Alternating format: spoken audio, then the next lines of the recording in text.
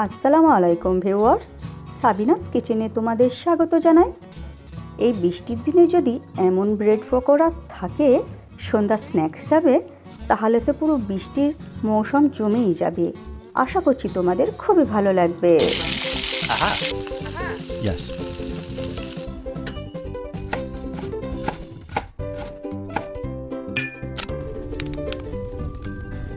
Wow! আমি এখানে আলু সেদ্ধ করে নিয়েছি। আলু সেদ্ধ করে ম্যাশার দিয়ে ম্যাশ করে নিচ্ছি। এরপর আবার হাত দিয়ে আমি ভালো করে মেখে নিলাম। একটি ফ্রাই প্যান বসিয়ে তাতে তেল দিয়ে ভালো করে গরম করে ঝালের জন্য শুকনো লঙ্কা দিয়ে দিলাম। দিয়ে শুকনো লঙ্কা লাল হলে একটা বড় সাইজের পেঁয়াজ কুচি করে দিয়ে দিচ্ছি। পেঁয়াজ লাল করে আমি ভেজে নেব। এইভাবে যদি আমি ব্রেড পকোড়ার আলু মাখাটা করি তাহলে স্বাদটা খুবই ভালো হবে, তোমরা দেখে নাও।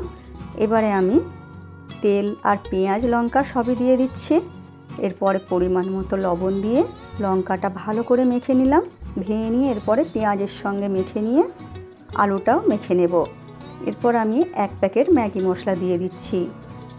এই ম্যাগি মশলার স্বাদটা খুবই ভালো হবে এই ব্রেড পকোড়া আলু স্টাফিংটায়। তোমরা অবশ্যই এইভাবে একবার বানিয়ে দেখো। ভালো করে আমি মেখে নেব। নিয়ে এরপরে একটা ব্রেড নিয়ে তাতে এবারে বেশি করে আমি হাত দিয়ে লাগিয়ে দেব সব দিক ভালো করে। নিয়ে এরপর আমি আর একটা ব্রেড দিয়ে এইভাবে চেপে দিচ্ছি। দিয়ে এবারে ধারগুলো ভালো করে সমান করে নিচ্ছি। এইভাবে তোমরা সমস্ত ব্রেডগুলো বানিয়ে নাও। তোমরা চাইলে মাঝখান দিয়েও কেটে নিতে পারো, আমি গোটা ব্রেডই বানাচ্ছি। এরপর বেসন নিয়ে তাতে পরিমাণ মতো লবণ, 1 চামচ লঙ্কা গুঁড়ো আর আমি আর 1 প্যাকেট ম্যাগি মশলা এতেও দিয়ে দিলাম। ম্যাগি মশলার স্বাদটা এইভাবে করলে খুবই ভালো হয়।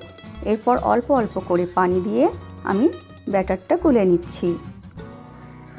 একেবারে বেশি পানি দেব না, অল্প অল্প করে পানি দিয়ে গুলে নেব। বেশি পানি দিলে বেশি পাতলা হয়ে যাওয়ার ভয় থাকে, তাই অল্প অল্প করে পানি দিয়ে আমি ব্যাটারটা এইভাবে স্মুথভাবে কিছুক্ষণ নেড়ে ছেড়ে গুলে নেব। দেখো এই রকম ঘনত্ব থাকবে। এর থেকে বেশি ঘনত্ব হলে ব্রেড পকোড়া খেতে ভালো লাগবে না, মোটা হয়ে গেলে। এরপর একটা করে এইভাবে ডোবাবো। ডুবিয়ে এদিকে আমি তেল ভালোভাবে গরম করে নিয়ে মিডিয়াম আঁচ করে দিয়েছি। দিয়ে এরপরে একটা একটা করে ছেড়ে দেব। এরপরে উল্টে পাল্টে আমি 2 পিঠ লাল করে ভেজে নেব। আমি একটু বেশি সময় ধরে উল্টে পাল্টে ভেজে নিচ্ছি। একবারে একটা পিঠ ভালো করে ভেজে নিয়ে উল্টালেও এটা খেতে ভালো লাগে না, তাই তোমরা উল্টে পাল্টে ঘন ঘন উল্টে পাল্টে ভেজে নেবে। এতে মচমচেও হয়, স্বাদটাও ভালো হয়। এইভাবে তোমরা সমস্ত ব্রেড পকোড়াগুলো ভেজে নিও। আমার রেসিপিটি তোমাদের কেমন লাগলো কমেন্ট করে জানিও। ভালো লাগলে বন্ধুবান্ধবের মাঝেও শেয়ার করে দিও।